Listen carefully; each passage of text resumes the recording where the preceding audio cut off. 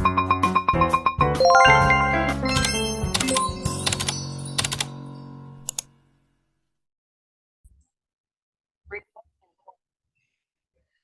Assalamualaikum warahmatullahi wabarakatuh. Perkenalkan, nama saya Nursela dengan NIM 211299269. Di sini saya akan melakukan presentasi mengenai administrasi keuangan, di mana tugas ini dibuat untuk memenuhi mata kuliah administrasi dan supervisi pendidikan yang diampu oleh Ibu Tia Ayuningrum, SPD MPD. Baiklah, materi yang akan kita bahas pada pertemuan kali ini yaitu mengenai administrasi keuangan. Di mana untuk materi pertama, itu kita akan membahas mengenai administrasi keuangan. Administrasi keuangan adalah upaya pengelolaan mencakup semua aktivitas yang berhubungan erat dengan semua sistem keuangan untuk mencapai tujuan tiap perusahaan atau organisasi.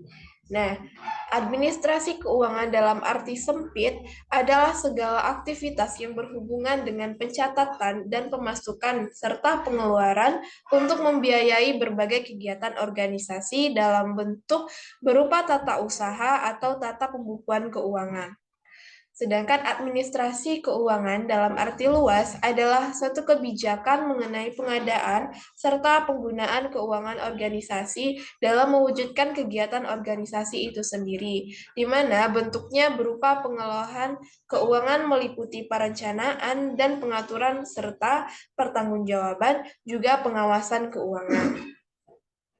Keuangan adalah semua hak milik organisasi, baik itu lembaga atau instansi yang dapat dinilai dengan uang, termasuk di dalamnya barang yang dapat dinilai dengan uang dan dapat dijadikan milik organisasi. Sedangkan uang sendiri merupakan alat pembayaran negara. Jadi, manajemen keuangan merupakan salah satu substansi manajemen sekolah yang akan turut menentukan berjalannya kegiatan pendidikan di sekolah. Sebagaimana yang terjadi di substansi manajemen pendidikan pada umumnya, kegiatan manajemen keuangan dilakukan melalui proses perencanaan, pengorganisasian, pengarahan, pengkoordinasian, pengawasan, serta pengendalian. Nah, selanjutnya untuk proses administrasi keuangan, yaitu yang pertama di mana di sini adalah penyusunan RPS. RPS atau Rencana Pengembangan Sekolah merupakan salah satu wujud dari satu fungsi manajemen sekolah yang amat penting, yang harus dimiliki sekolah untuk dijadikan sebagai panduan dalam penyelenggaraan pendidikan di sekolah, baik itu untuk jangka waktu panjang, menengah, ataupun pendek. RPS sendiri adalah dokumen tentang kegiatan sekolah di masa depan dalam rangka untuk mencapai perubahan atau tujuan sekolah yang telah ditetapkan.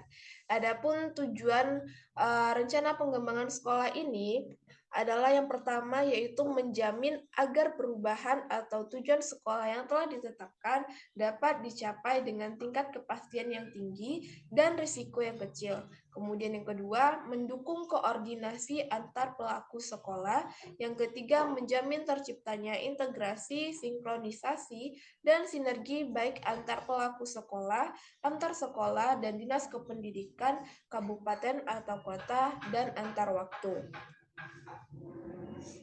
Sistem perencanaan ini adalah suatu kesatuan tata cara perencanaan sekolah untuk menghasilkan rencana-rencana sekolah dalam jangka waktu yang panjang.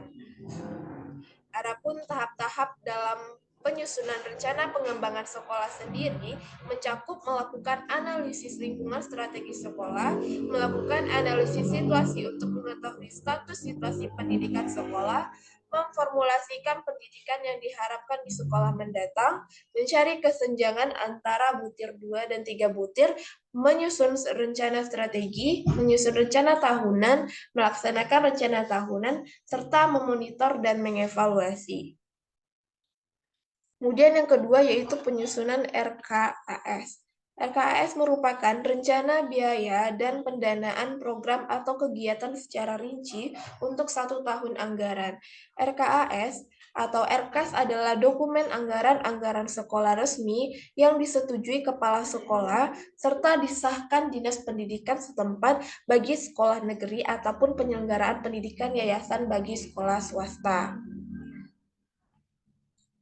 Nah, adapun tujuan penyusunan RKS ini yaitu yang pertama memberikan arah yang jelas terhadap program sekolah, yang kedua merencanakan kegiatan-kegiatan sekolah di masa yang akan datang, yang ketiga menjamin tercapainya integrasi, sinkronisasi dan sinergi pendanaan pada bagian kegiatan sekolah, yang keempat menjamin keterkaitan dan konsistensi antara perencanaan penganggaran, pelaksanaan dan pengawasan, yang kelima, mengoptimalkan partisipasi warga sekolah dan masyarakat beserta hal dukungan finansial.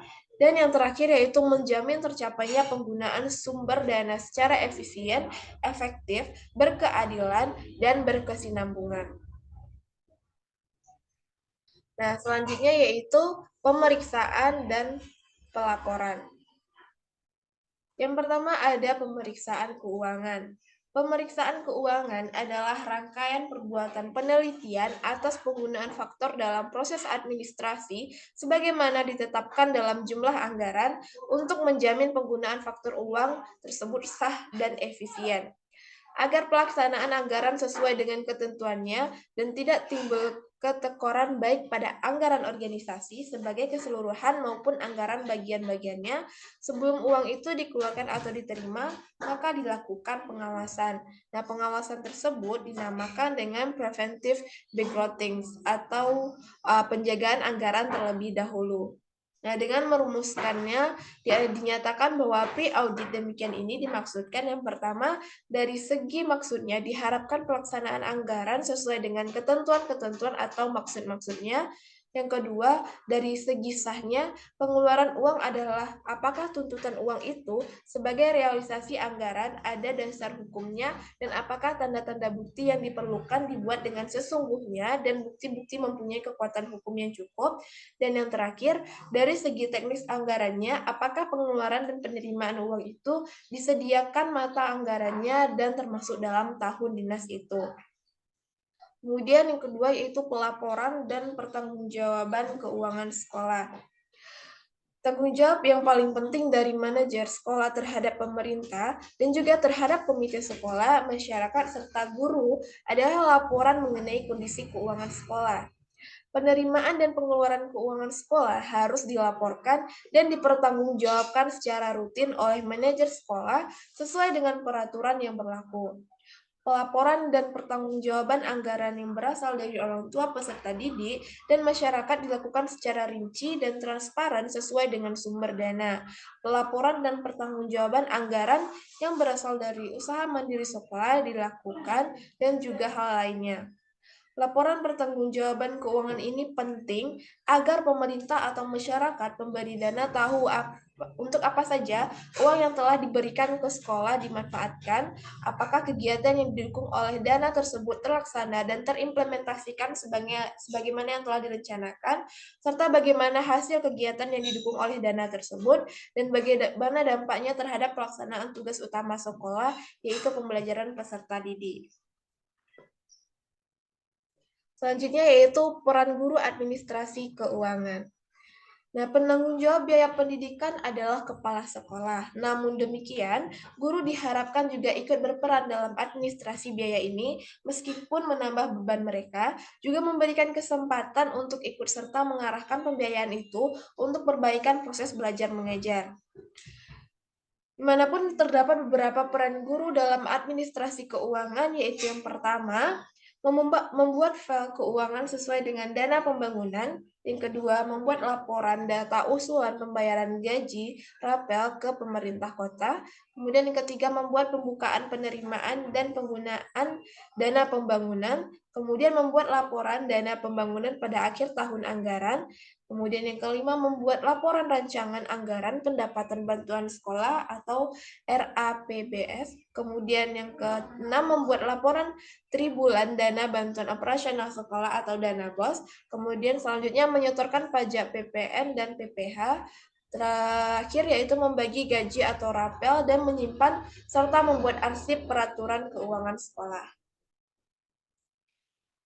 Nah, Dari beberapa penjelasan tadi dapat kita simpulkan bahwa administrasi keuangan adalah proses pengelolaan yang melibatkan semua kegiatan yang berhubungan dengan keuangan, pembuatan laporan keuangan, dan pencapaian tujuan untuk kepentingan bersama. Nah, agar sistem keuangan tersebut bisa teratur, maka diperlukan budget atau anggaran. Nah, budget ini berisi tentang berbagai anggaran-anggaran pemasukan dana maupun pengeluaran dana. Baiklah, mungkin hanya sekian penjelasan saya mengenai administrasi keuangan. Baiklah, saya akhiri dengan membaca wassalamualaikum warahmatullahi wabarakatuh.